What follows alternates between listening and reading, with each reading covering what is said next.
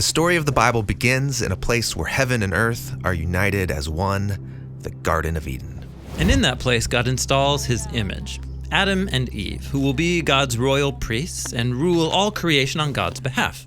And this whole scenario is called God's blessing.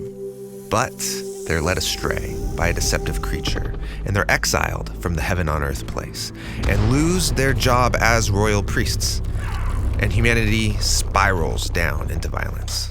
But God promises that a future descendant will come and defeat that deceiver by striking his head while also giving up his life, so that all the world can experience the blessing of Eden again.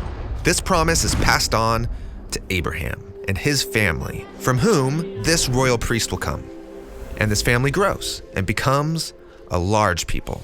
And so God invites all of Abraham's family to become a kingdom of priests.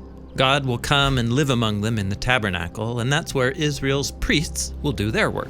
But that priesthood gets off to a horrible start. Yeah, and so when Israel eventually becomes a nation, their priesthood has become really corrupt.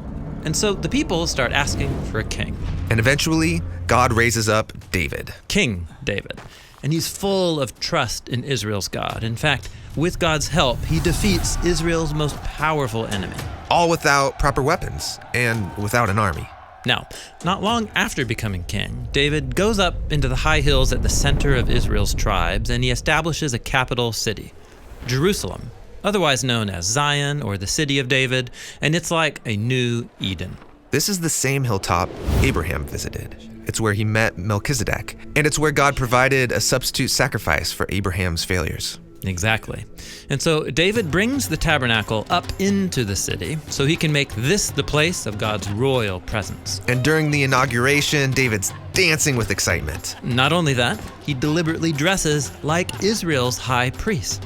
And once the tabernacle arrives, he offers a sacrifice and makes this huge feast for all of the people, and he blesses them. King David is acting like a new kind of priest. Yes, and God approves. In fact, in the next story, God promises that from David's line will come a king who will reign forever and build the ultimate new Eden, a temple for God's presence. David talks about this descendant to come in a poem we call Psalm 110. Yeah, David recalls God's promise that one of his descendants will rule at God's right hand. And he goes on to say that this future king will be a priest like Melchizedek. Yeah, Melchizedek, he's a priest king that even Abraham honored. Melchizedek's priesthood is older than Israel's priesthood. Exactly. But why can't David be that royal priest? Well, David was pretty amazing sometimes, but he also failed. He slept with the wife of one of his soldiers, and then, in order to hide the whole affair, he had that man killed. That's horrible. It is. And his failures actually continued, leading up to this key moment where Israel's enemies were threatening to attack. And sadly, David doesn't trust God to deliver him like he did in his early days. Right, he counts all of his soldiers. He's trusting his own power instead of trusting God. And so God's not happy. He brings severe consequences on Israel. And David responds by surrendering to God and by offering his life as a substitute sacrifice on behalf of the people. That's like Moses, who offered himself for the sins of the people. And it's like Isaac, who was offered up for Abraham's sins, but then God provided a substitute.